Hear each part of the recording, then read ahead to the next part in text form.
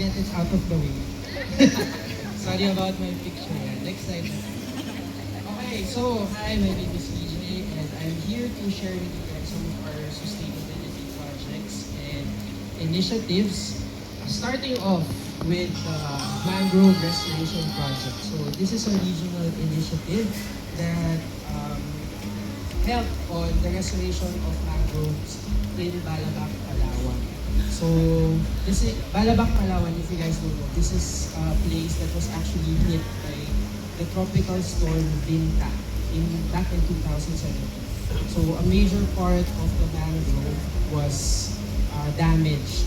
So if you could click next, the video will play and this will give you an idea of how it looks currently. Okay, so as you all know, mangroves are very critical to our ecosystem. It provides timber for fuel and housing. It also acts as a nursery for fishes, and it's also home for bees that produce wildfire. So this is a project that is very, very important to us.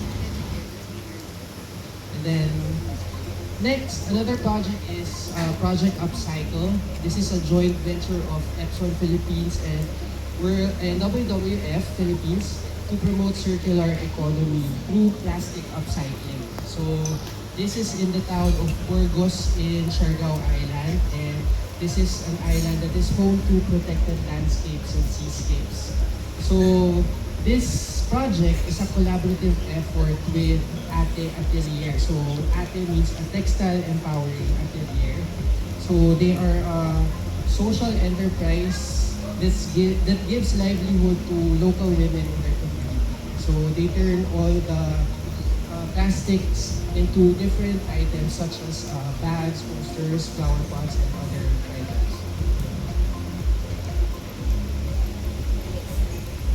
And we also launched the Corporate Waste Collection Program to be able to encourage our partners to collect the empty ink cartridges, bottles, and used packaging materials. So this project is currently ongoing in Davao, and we are also discussing with other partners in other areas. So starting this June, we'll be talking to a possible partner in Cebu, and we're also currently looking for a possible partner in Manila. So to give you a better idea, so in Envirotech, sorry, can you come back? In Envirotech, one of the things that they turn the plastics into eco bricks. So to give you an idea, I have here an example of an eco brick. This eco brick is made out of 5 kilos of clean plastic. So you can just imagine what we can turn all those trash into. So I'll be passing this around if you guys want to take a look at it. Better appreciation.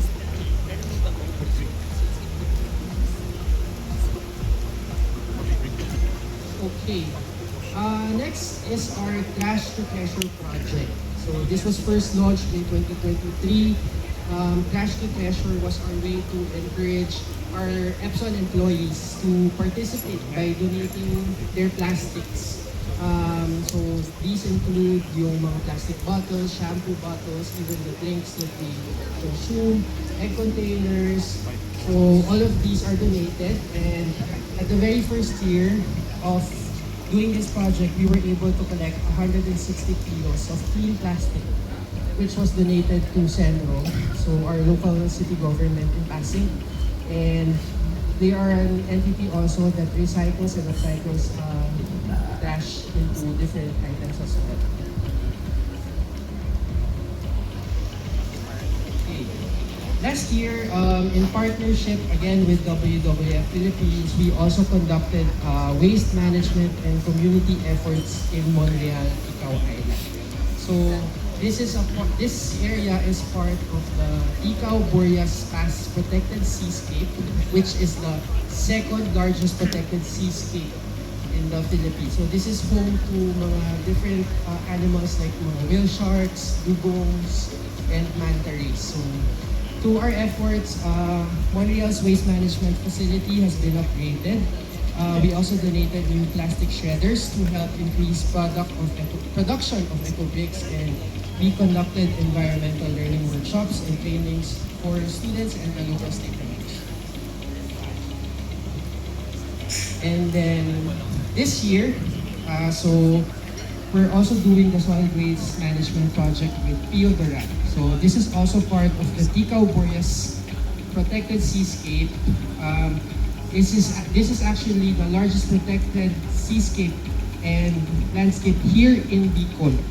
So this serves as a habitat for ecologically rich and biologically important species. So in this project, we will be providing a plastic shredding machine to help the community repurpose their waste. We'll also be providing pajak units. So these are the mga bike with a sidecar to help collect the trash into the community. And then we're also giving out waste segregation bins in the Barangay Maricondon. And also sessions about waste segregation and plastic reduction for the community.